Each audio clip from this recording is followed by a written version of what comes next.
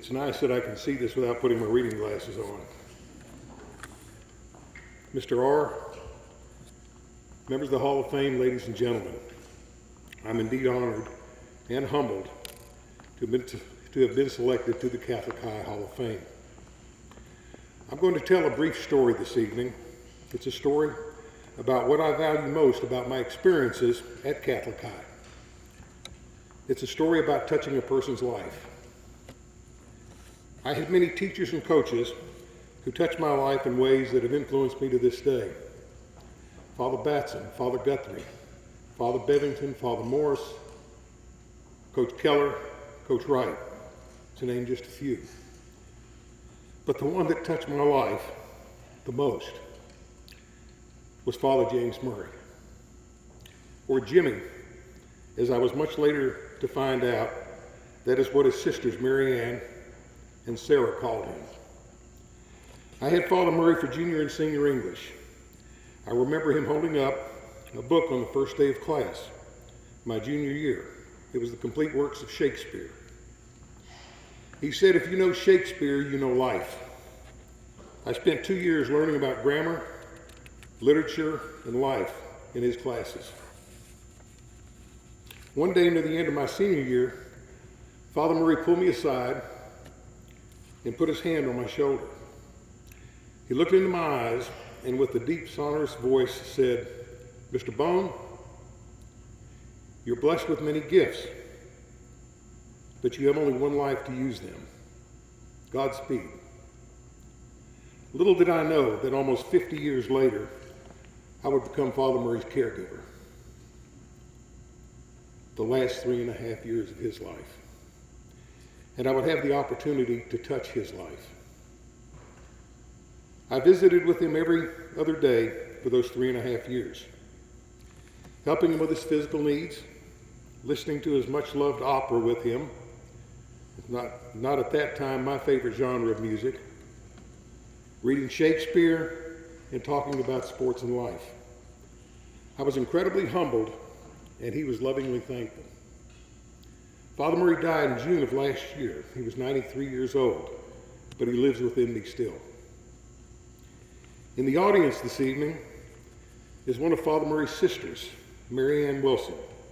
With her is her son, Judge Ralph Wilson, and his wife, Sally. Would the three of you please raise your hands and stand up? Please stand.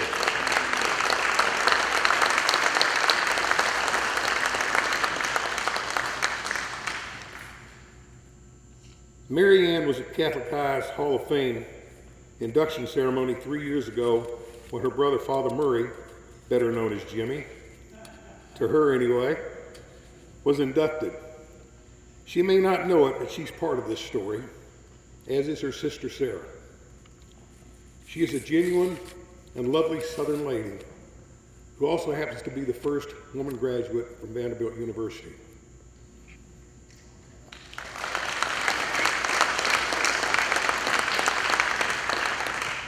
I'm incredibly touched and thankful that she and her family traveled from Osceola, Arkansas to be here tonight on about 2 days' notice.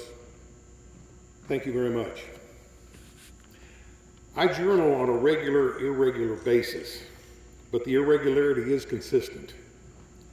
5 years ago, in a moment of reflecting on my life, I wrote the following about the importance of touch to me and what I have learned about touch beginning with my days at Catholic High. I have a deep need for touch, for touching and being touched, emotionally, spiritually, physically, intellectually, and psychologically.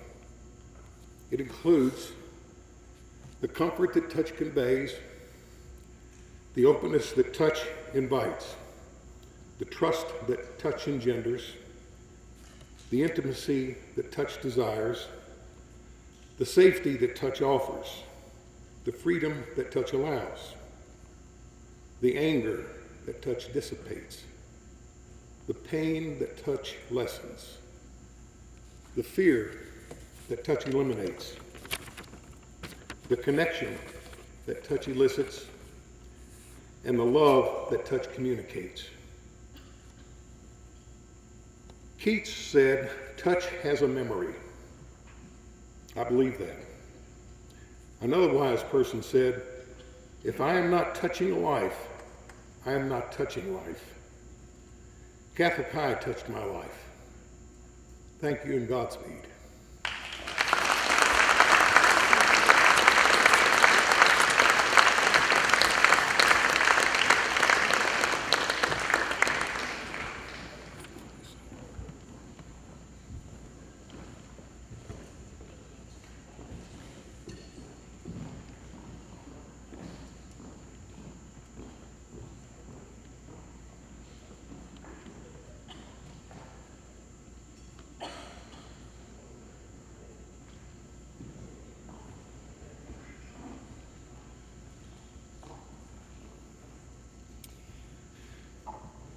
Before the next inductee is presented, another little fact about Memphis Catholic and the Jubilee schools.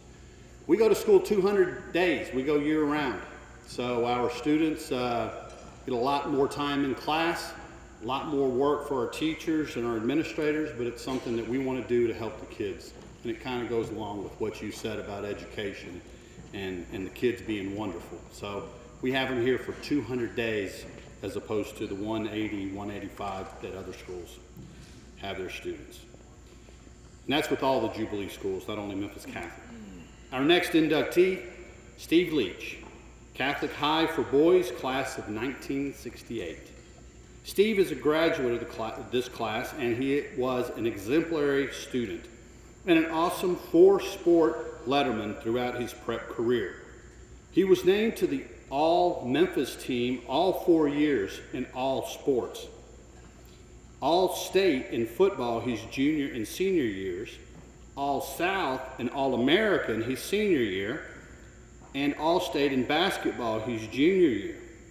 He was recruited by many major football powers of that era, including coaches Bear Bryant, Doug Dickey, and Vince Dooley, to name a few.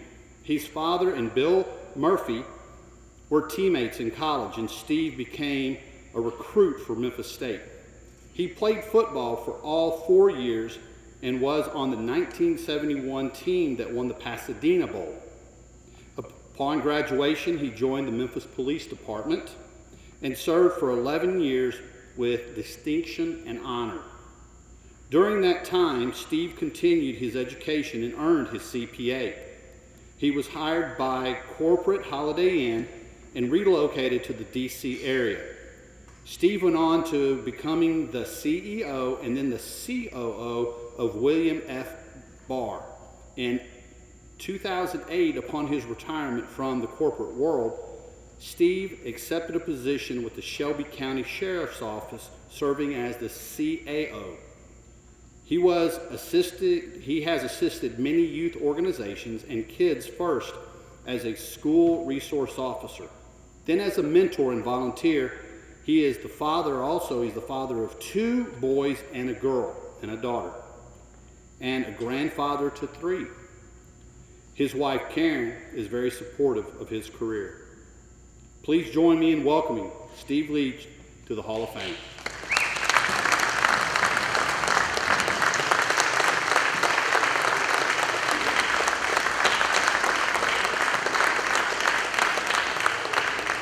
We need to change his name to the world's greatest athlete.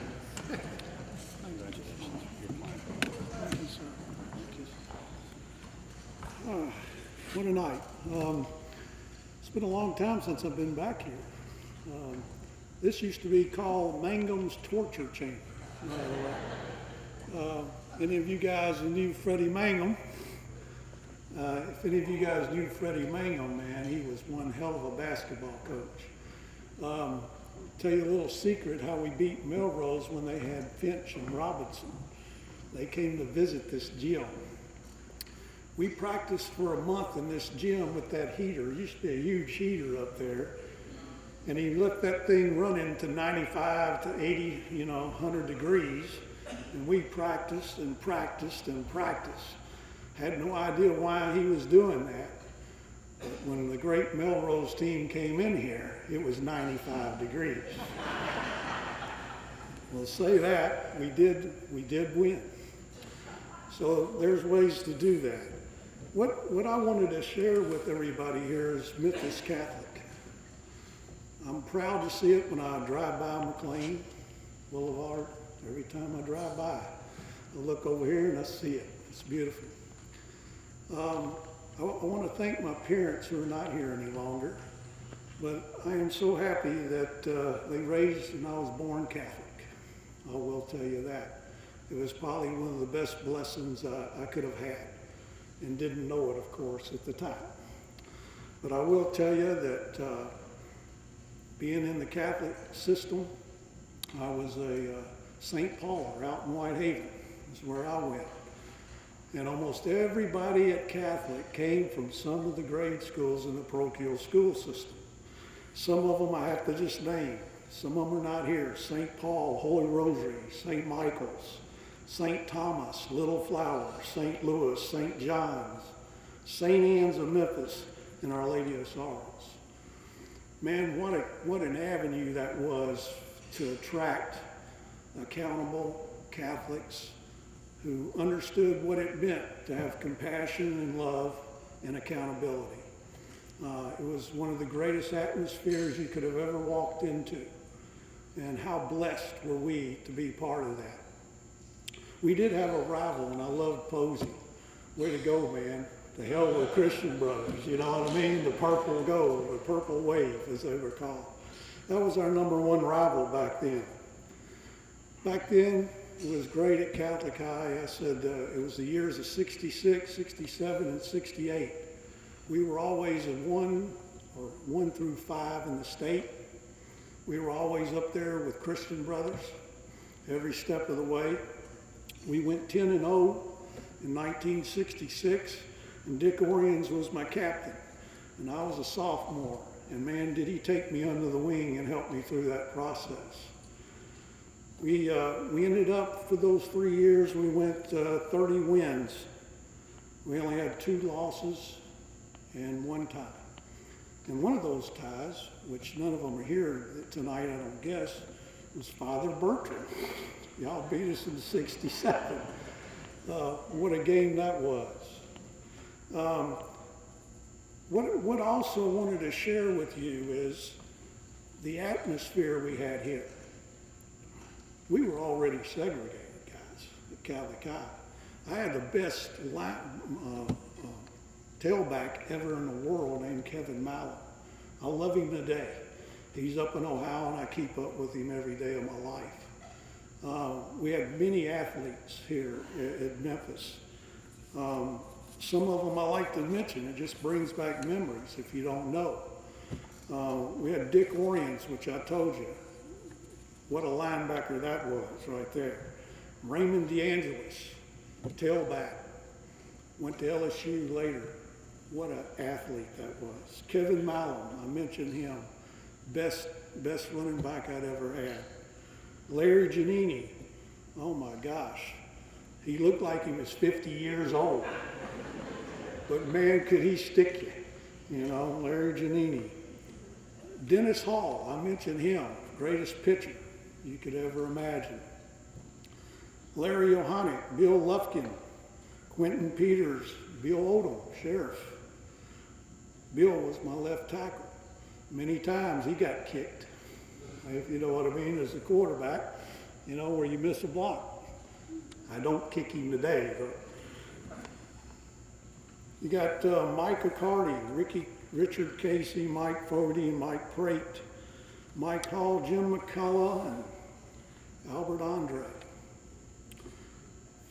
5 of these, 3, 4, 5, 6 of them are dead out of the group. I went to all their funerals. It was great to see and be with them. What I wanted to share those names and those people with you are the compassion that we got together as a family, the trials we went through together. That's what made that team unbelievable, is because we were a team. Not one of them. You could ask any of my guys here. I couldn't tell you what the score was of any game. I couldn't tell you what happened in that game. I couldn't tell you a thing about it, but they could. And And the other thing about it was I trusted my life with them and they trusted it with us. And let me tell you, the priests that we had, the lay teachers we had, and I've got their names too. Ollie Keller, Stanek, Pirani, Mangum, Dooley. Dooley was my algebra teacher. Thank God I made CPA, man. Thanks. You know, Monsignor Morse, greatest priest I've ever known in my life. He was mine, like George had his, Father Morse. And Father Pat. I don't know if y'all remember Father Pat. And then, of course, Mr. Martin. But the big thing that we do every year, you know, I get these texts every year. And it's around August, first week of August. Do y'all remember what the big thing was about the first week of August? Huh? 2-a-day practices began for football. And so today, people start sending pictures of that dang blue door back here. Okay, that was the torture door where you knew you was coming in from the field. And so I get to see those things in the 2-a-day practices. And then Coach Stanek, I'm going to end this with Coach Stanek. Loved him. He was our baseball coach. But Coach Stanek, he'd come up with these terms we don't. If our parents hadn't taught us how to play baseball, we weren't going to know how by him. I can tell you that. But he had this thing, double bottleneck. And that was a double steal, but we made fun of that every time. But the biggest thing we got to share with him was he had this chew tobacco he loved called Day's Work. The little plug, y'all remember what that little plug looks like? I bet you every one of us tried it in there and we all got sick, you know, but we did that. But I do want to thank the Hall of Fame guys who nominated me. It's good to be back here. I think we should help Catholic as much as we can. I miss the school very much so. Again, it'll be in my heart the rest of my life, and a bunch of Catholic guys meet at Patrick's once a month, and we're on the list. If you're interested, let us know. We're still together as we go through life. And again, I want to tell you, I have a lot of compassion and love for everybody I meet. I hope your family's well. Love y'all all. Thank you.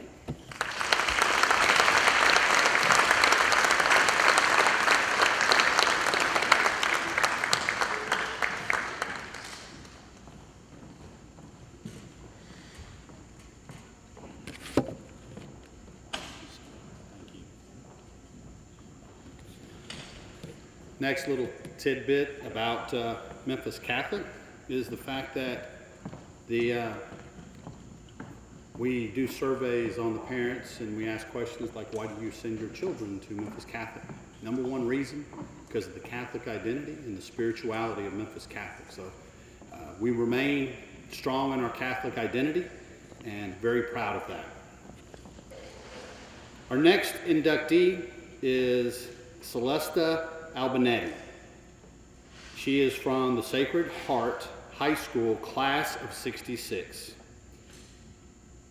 Dr. Albinetti, because she has received her PhD, participated in every sport Sacred Heart offered, including 4 years as a starter in volleyball, basketball, softball, and tennis.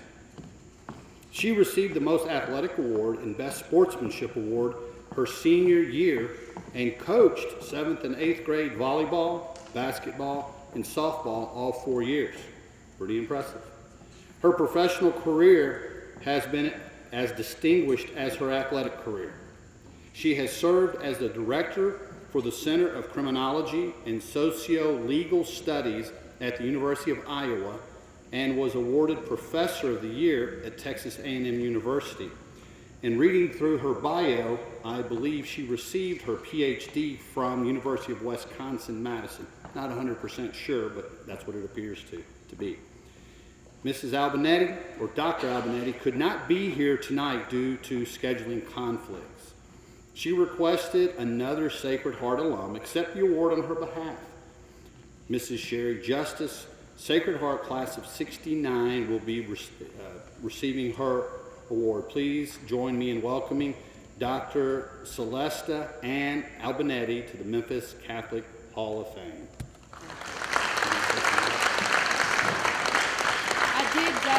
Sacred Heart, and I was in the class with her sister, Anita Albanetti, and I knew her from Anita, but I did not participate in any sports like she did. She was a great sportswoman, but I want to accept the award for her because she asked that an alumni accept, and I am an alumni, 69, and she was 66, so. Thank you.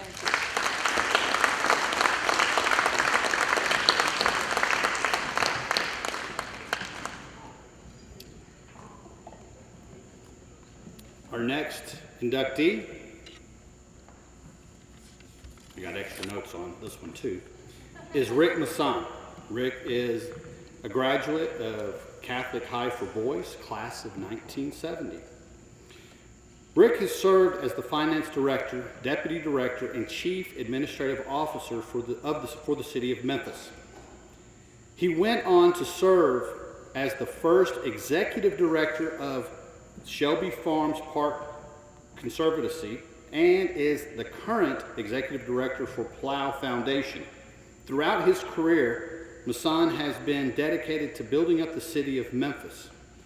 For 23 years, he spent with the city, and the last 3 as the chief administrator for the city under Mayor Harrington. He is married to Carla, and they have 2 children, Christian, who is here, and she is from Columbia, Tennessee. Ryan is out in LA, he couldn't make it.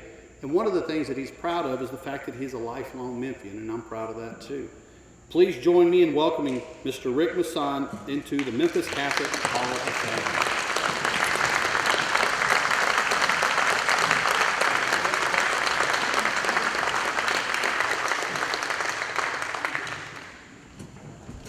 Put this here. Thank you, yeah. Thank you, Mr. Orr. Thank you very much. Can you hear me? Nope. I have a few notes here. I don't have a speech, but I have a few notes. And I want to say when I first was called or emailed, you don't get called anymore, you'd emailed everything now, emailed about this honor, I was really touched. But after seeing some of my fellow inductees tonight, I am truly impressed with this honor. I mean, this is an incredible group of individuals that are being inducted into the Hall of Fame, and I am very proud to be a part of that. First thing I want to say is I'm a really lucky guy. I've had some good things in my life, but particularly I've been lucky when it comes to the women, because I have the 2 best women in the world back here that have been a part of my life. My wife Carla has put up with me through thick and thin, and my daughter Christian, who is, I am very proud of her, and I forgot to mention that I have 2 grandchildren, Grace and Megan, 12 and 13. They are the love of my life, and I'm so proud of them as well. My parents decided to send me to Catholic high school, and as Robert Frost said in his poem, that made all the difference in the world. I would like to say for the folks here that was my choice, but I have to tell you, there's a new school that just opened, and Steve, you know what school I'm talking about. New high school had just opened, and it was co-ed, called Bishop Byrne. And I thought to myself, let's see, Catholic High, Bishop Byrne, Catholic High, Bishop Byrne. About that time, my father grabbed my hand down and says, Catholic High. I grew up in an area, I grew up around Cherokee Heights. I don't know if anybody outside of Cherokee Heights, we thought the people in Cherokee Heights were the rich folks. And so when I came to Catholic High, it was like a different world. I came into Midtown. Midtown had beautiful old homes and lots of character. I was like overwhelmed.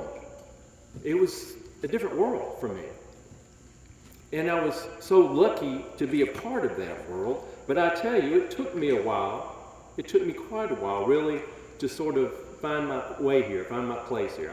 That's a fact of what happened here. The school had challenges. It challenged us all. And at the time, it challenged us academically. It challenges spiritually and emotionally. It challenges physically. We all remember that. So it took me a while to sort of find my place, my way here. But the truth of the matter is that was a good thing. That was a good thing for me. And the reason it was a good thing for me because when I graduated, after I graduated, I spent about 10 years working in warehouses, part-time jobs, anything I could do because I had to pay for my way through college. It took me about 10 years to get through college. I worked in almost every job. I loaded trucks and unloaded trucks in every possible place in this town. And I don't think that I would have had the stamina to continue to do that, raise a family, and go to school. Because it was a grind. Many of you probably did the same thing. Getting up in the morning at 7 o'clock, go to work, spend 7, 8 hours a day at work. In my case, loading or unloading trucks, coming home, throwing something on the table, grab it, head off to University of Memphis State at that time. Go to school till 9 o'clock at night and then go home, study, get to bed around 12:30, 1 o'clock, and get up at 5 or 6 o'clock the next morning and start all over again. And do that for 10 years. And I think my time here really prepared me for that well. It really did. You see, it's funny. Today we look at schools and we talk about testing. And we talk about teaching to the test. They didn't teach us to the test back in the late 60s and 70s at Catholic High. They did more than that. They taught us to be better human beings, to be tough. And as I said, they challenged us mightily. And let me add, it wasn't just our instructors, our teachers, like Mr. Young, Mr. Martin, some of the others that have been mentioned here tonight. It wasn't just they who were challenging us. It was that smorgasbord of students that was here also challenging us. They probably, in many ways, challenged us more than others. But you know what? It wasn't a mean kind of challenge. It was tough sometimes, but it wasn't mean-spirited. We had a camaraderie that Steve talked about. It's hard to explain because sometimes if someone from the outside were to come in or drop in from space and look at this, they go, oh God, that's a tough place to be. But it was sort of tough love. The teachers, fellow students, it was an incredible experience. And I'll be honest with you, as I said, it took me a while to get used to it. And candidly, it took me a long time really to recognize that. There was a quote, and I'm going to paraphrase it because it was, we have children here tonight. But this is a quote from Brother Stutka.